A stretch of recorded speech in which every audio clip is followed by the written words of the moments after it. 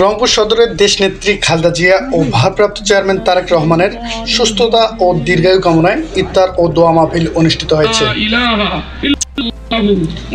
রংপুর সদর উপজেলার ৫ নং খোলা ইউনিয়নের গঞ্জিপুর উচ্চ বিদ্যালয় মাঠে বাংলাদেশ জাতীয়তাবাদী দল বিএনপির ৫ নং খোলা ইউনিয়নের ৯ নং ওয়ার্ড শাখার আয়োজনে মহান স্বাধীনতার ঘোষক, বহুদলীয় গণতন্ত্র প্রবক্তা ও বিএনপির প্রতিষ্ঠাতা শহীদ প্রেসিডেন্ট জিয়াউর রহমানের আত্মার মাগফিরাত ও বিএনপির চেয়ারপারসন দেশনেত্রী খালেদা জিয়া এবং বিএনপির ভারপ্রাপ্ত চেয়ারম্যান জনাব তারেক রহমানের সুস্থতা ও দীর্ঘায়ু কামনায় ইফতার ও দোয়া মাহফিল অনুষ্ঠিত হয়।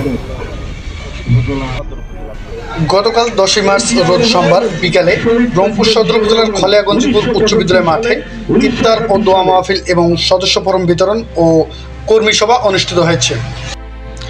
এতে প্রধান অতিথি হিসেবে উপস্থিত ছিলেন রংপুর সদর উপজেলার বিএনপির আহ্বায়ক ও সমন্বয় কমিটির অ্যাডভোকেট শফি কামাল।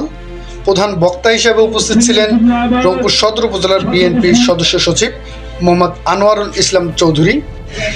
অনুষ্ঠানটি উদ্বোধক হিসেবে উপস্থিত ছিলেন রংপুর সদর উপজেলার যুগ্ম আহ্বায়ক শাহ মোহাম্মদ মাসুদ রানা।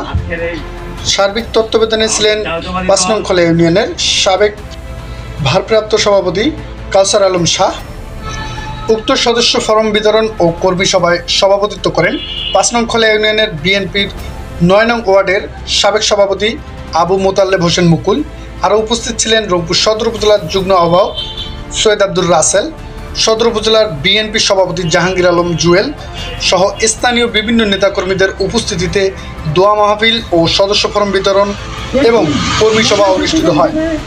রংপুর সদর উপজেলার গঞ্জিপুর মাঠ থেকে জাহাঙ্গীর আলমের ক্যামেরায় সাদিকুল ইসলাম রাজু, NRS TV।